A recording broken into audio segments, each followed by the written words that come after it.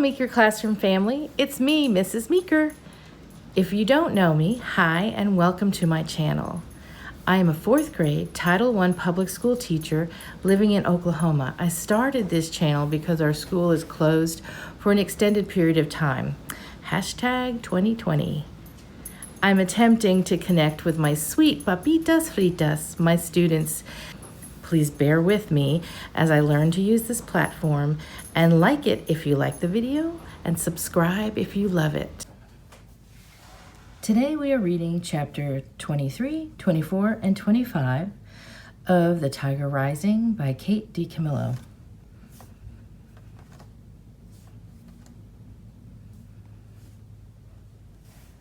And on these pages you'll see some highlighted text like that one.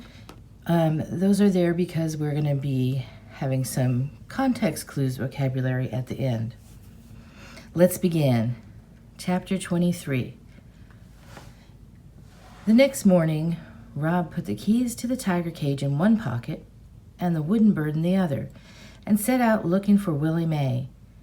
He found her in the laundry room, sitting on one of the fold-up chairs, smoking a cigarette and staring into space. "Hey there," she said to him. "Where's your lady friend at?" "School," said Rob. "But today's only half day." He kept his hand in his pockets. Now that he stood before Willie Mae, he was afraid to give her the bird. What if it was wrong? What if he had carved it wrong and it didn't look anything like the real cricket? "What you giving me them shifty-eyed looks for?" Willie Mae asked. "I made you something," Rob said quickly, before he lost his nerve. "Made me something," said Willie Mae. "For real?" "Uh-huh. Close your eyes and hold out your hand." "I ain't," said Willie Mae, but she smiled and closed her eyes and put out her enormous hand, palm up. Rob placed the bird in it. "You can look now," he told her. She closed her fingers around the little piece of wood, but she didn't open her eyes. She puffed on her cigarette. The long gray ash on the end of it trembled. "Don't need to look," she finally said. The cigarette ash dropped to the floor. "I know what I got in my hand. It's cricket." "But you gotta look at it and tell me, did I do it right?" said Rob. "I ain't got to do nothing," said Willie Mae, "except stay black and die." She opened her eyes slowly, as if she was afraid she might frighten the bird into flying away. This the right bird," she said, nodding her head. "This the one." "Now you don't got to dream about him no more," said Rob. "That's right," said Willie Mae. "Where'd you learn to work a piece of wood like this?" "My mama," said Rob. Willie Mae nodded. "She taught you good." "Yes, ma'am," said Rob. He stared down at his legs. "I know a wooden bird ain't the same as having a real one."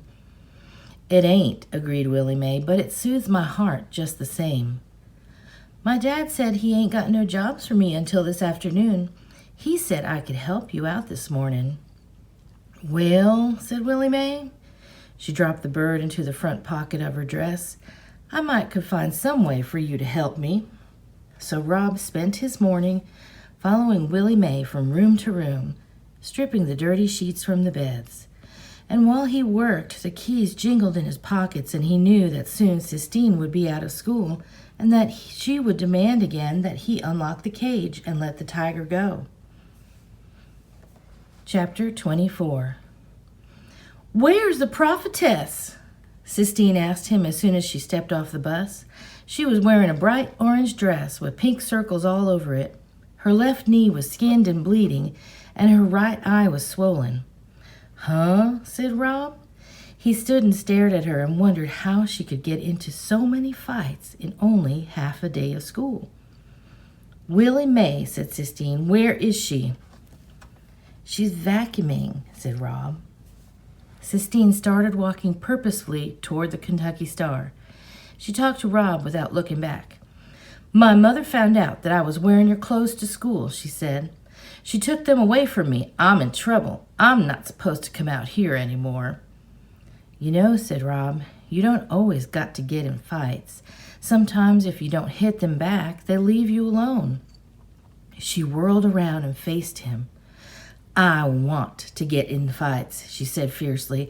"I want to hit them back. Sometimes I hit them first." "Oh," said Rob. Sistine turned back around. "I'm going to find the prophetess," she said loudly. "I'm going to ask her what we should do about the tiger." "You can't ask her about the tiger," said Rob. "Beecham said I ain't supposed to tell nobody, especially not Willie Mae." Sistine didn't answer him. She started to run, and Rob, to keep up with her, ran too. They found Willie Mae vacuuming the shag carpet in room 203. Sistine went up behind her and tapped her on the back. Willie Mae whirled around with her fists clenched like a boxer. "We need some answers," Sistine shouted over the roar of the vacuum cleaner. Willie Mae bent down and turned the vacuum cleaner off. "Well," she said, "look who's here." She kept her hand balled up, as if she was still searching for something to hit.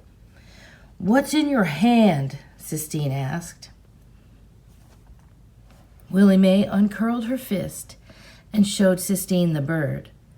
"Oh," said Sistine, and Rob realized then why he liked Sistine so much.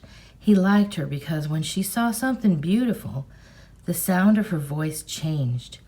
All the words she uttered had an oof sound to them, as if she was getting punched in the stomach. The sound was in her voice when she talked about the Sistine Chapel and when she looked at the things he carved in wood. It was there when she said the poem about the tiger burning bright, and it was there when she talked about Willie Mae being a prophetess. Her words sounded the way all those things made him feel, as if the world, the real world, had been punched through so that he could see something wonderful and dazzling on the other side of it. "Did Rob make it?" Sistine asked Willie Mae. "He did," said Willie Mae. "It looks alive. Is it like your bird that you let go?" "Just about exactly," said Willie Mae. "I," said Sistine. She looked at Willie Mae, then she turned and looked at Rob. "We," she said, "we need to ask you something." "Ask on," said Willie Mae. "If you knew about something that was locked up in a cage, something big and beautiful, that was locked away unfairly for no good reason, and you had the keys to the cage, would you let it go?" Willie Mae sat down on the bed. A cloud of dust rose up around her. "Lord God," she said, "what you two children got in a cage?" "It's a tiger," Rob said. He felt like he had to be the one who said it. He was the one who found the tiger. He was the one who had the keys to the cage. "A what?" said Willie Mae. "A tiger," said Sistine. "Do Jesus!" exclaimed Willie Mae. "It's true," said Sistine. Willie Mae shook her head. She looked up at the ceiling. She let out her breath in a loud, slow hiss of disapproval. "All right," she said. "Why don't you all show me where you got this tiger locked up in a cage?" Chapter 25. The three of them walked through the woods in silence. Sistine and Rob chewed 8-ball gum, and Willie Mae smoked a cigarette, and nobody said a word. "Lord God," said Willie Mae when they came up to the cage. She stared at the pacing animal. "Ain't no reason to doubt the fierceness of God when he makes something like that," she said. "Who was the fool that caged this tiger up?" "He belongs to Beecham," Rob told her. "Beecham," said Willie Mae with disgust. She shook her head. "One person in the world that don't need to be owning no tiger, and that's Beecham." "See," said Sistine, "it's not right, is it? Just like I told you, like you told Rob about your bird and how you had to let it go." "A bird," said Willie Mae, "that's one thing. Tiger belonging to Beecham is another." "Tell Rob that he should unlock the cage and let him go," Sistine demanded. I ain't, said Willie Mae. You got to ask yourself what's going to happen to this tiger after you let him go. How's he going to live? Rob was flooded with sad relief. Willie Mae wasn't going to make him do it. He wasn't going to lose the tiger. Panthers live in these woods, argued Sistine. They survive. Used to, said Willie Mae. Don't know no more. Don't know more. Sistine put her hands on her hips. You're not saying what you believe, she accused. You're not talking like the prophetess.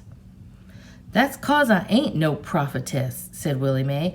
All I am is somebody speaking the truth. And the truth is, there ain't nothing you can do for this tiger except to let it be. It's not right, said Sistine. Right ain't got nothing to do with it, muttered Willie Mae. Sometimes right doesn't count. I can't wait until my father comes to get me, said Sistine. He knows what's right. He'll set this tiger free. Rob looked at Sistine. Your daddy ain't coming for you, he said softly, shaking his head, amazed at what he suddenly knew to be the truth. My father is coming to get me, Sistine said through tight lips. Nah, said Rob sadly. He ain't. He's a liar, like your mama said. You're the liar, said Sistine in a dark, cold voice. Her face was so white that it seemed to glow before him. And I hate you, she said to him. Everybody at school hates you, too. Even the teachers. You are a sissy. I hope I never, ever see you again. She turned and walked away, and Rob stood and considered her words. He felt them on his skin like shards of broken glass. He was afraid to move. He was afraid of how deep they might go inside him. She don't mean it, said Willie Mae. She don't mean none of what she say right now. Rob shrugged. He bent and scratched his legs as hard as he could. He scratched and scratched, digging his nails in deep, trying to get to the bottom of the itch that was always there. Stop it, Willie Mae told him. Rob looked up at her. Let me tell you something, she said. I would love to see this tiger rise on up out of this cage. Yes, I would like to see him rise on up and attack Beecham. Serve him right for keeping a wild animal locked up, putting you in the middle of this, giving you the keys to his cage. Come on. She grabbed hold of Rob's hand. Let's get on up out of here. As they walked back to the Kentucky Star, Rob thought about what Willie Mae had said about the tiger rising on up. It reminded him of what she had said about his sadness needing to rise up. And when he thought about the two things together, the tiger and his sadness, the truth circled over and above him and then came and landed lightly on his shoulder. He knew what he had to do.